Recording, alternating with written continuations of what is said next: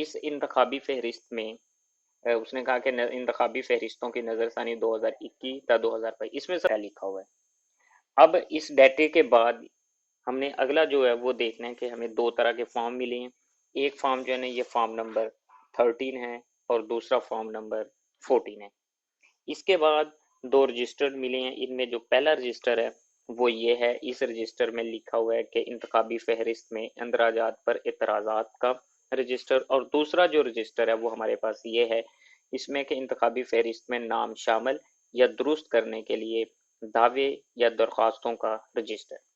अब इसके बाद हमने देखना है सबसे पहले कि हमने जो नंबरिंग करनी है, जो घरानों को नंबर अलाट करने हैं, वो नंबर किस तरह का जो रकबा है, जो इलाका है, उसको देखना है। बाज़ औक़ात ये होता है कि किसी एक गांव का जो घर है उसने अपने बाहर की तरफ खेतों में किसी दूसरे गांव के करीब उसके खेत है, वहां पे जाके अपना मकान वगैरह बना लिया, वहां पे रहता है। अब देखने में ये ऐसा लगता है कि ये जिस गांव के करीब है उसी गांव का होगा, लेकिन ऐसा नहीं होता। वो किसी दूसरे गांव का होता है। फर्ज कर लें कि आप जाते हैं, लेकिन उस गांव का बंदा किसी दूसरे गांव के करीब अपनी जमीन में जाके घर बना लेते हैं, और हम यही समझते हैं कि ये इस गांव का नहीं है बल्कि दूसरे गांव का है। हमने सबसे पहले जाके गांव के किसी जो ऐसा आदमी जिसको उस गांव के इलाके का पता हो, उससे पता करना है कि इस गांव का इलाका कहाँ तक है। उसके बाद हमने गांव में जाना है। गांव में जाके हमने घरानों की नंबरिंग करनी है। जो घराने हवेलियां वगैरह या खाली घर, उनकी नहीं, वो नहीं शामिल बीच में। हमने घरानों की जो नंबरिंग है वो करनी है।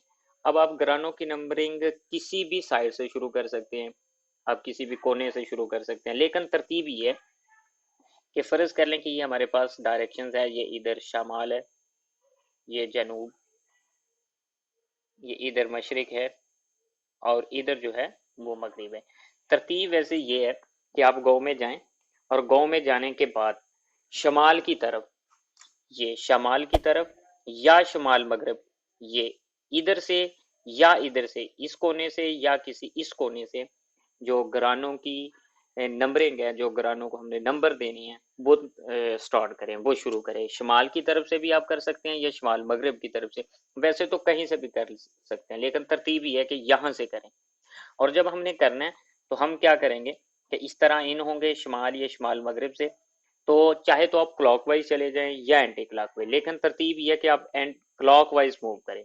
तो ये क्लॉकवाइज जाएं इस तरह, इस तरह हमने जाना है। फर्ज कर लें कि ये गली एक आ जाती है, इस गली में इस तरह यहाँ पे ये हम क्लॉकवाइज जा रहे हैं, फिर आगे चले जाते हैं, फिर गली आ जाती है इस तरह, तो फिर यहाँ पे ये फिर हम वापस आ जाते हैं इस तरह नंबरिंग करते हुए, फिर हम चले जाते हैं आगे, यहाँ पे गली आ जाती है, इस तरह इसकी नंबरिंग करते हुए हम यहाँ पे आ जाते हैं, फिर इस तरह इधर आ जाते हैं, इधर से ये एक गली आती है, ये नंबरिंग करके हम इस तरह यहाँ पे आ जाते हैं।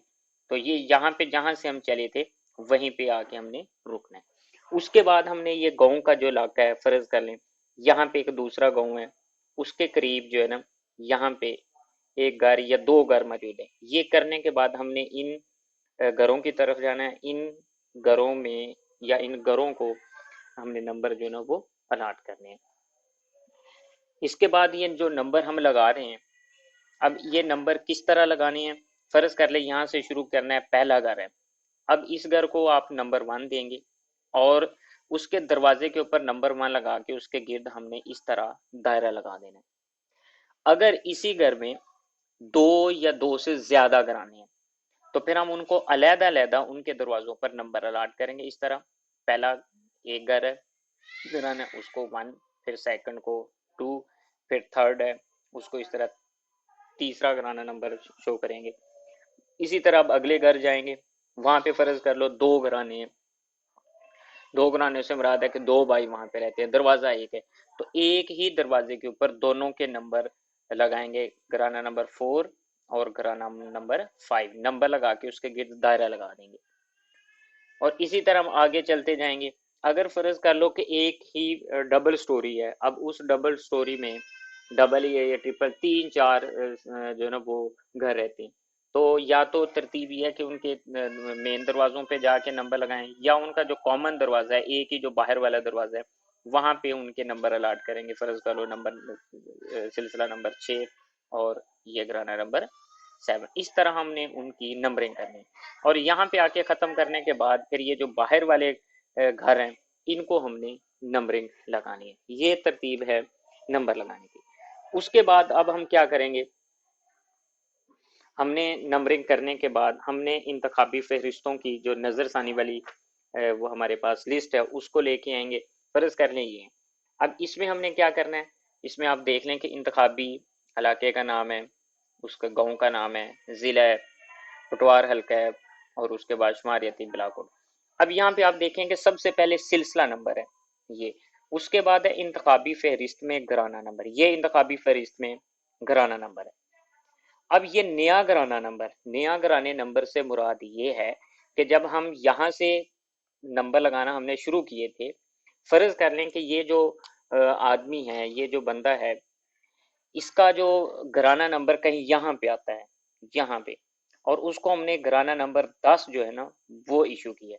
अब अगर हम इधर देखें इंतखाबी फहरिस्त में उसका घराना नंबर, तो इंतखाबी फहरिस्त में उसका घराना नंबर 1 है, तो हम यहाँ पे नया घराना नंबर की जगह पे 10 लगाएंगे। अगर उसका 6 हमने किया हुआ है, लगाया हुआ नंबर, तो 6 लगाएंगे। अगर 7 है तो फिर 7 लगाएंगे। इसी तरह ये उसका नाम है, ये उसका शनाख्ती कार्ड नंबर है, यहाँ पे उसकी उम्र लिखी हुई है, उसके बाद इसका पता लिखा हुआ है। उसके बाद आगे देखिए हम तस्दीक शुदा वोटर की तफसील। सबसे पहले है कि NIC के मुताबिक मुश्तकल पता। अगर हम देखें तो ID कार्ड के ऊपर 2 पते लिखे होते हैं, एक मुश्तकल पता और एक मौजूदा पता। अगर वो मुश्तकल पते के ऊपर रह रहा है तो इस बॉक्स में हमने साइन करनी है।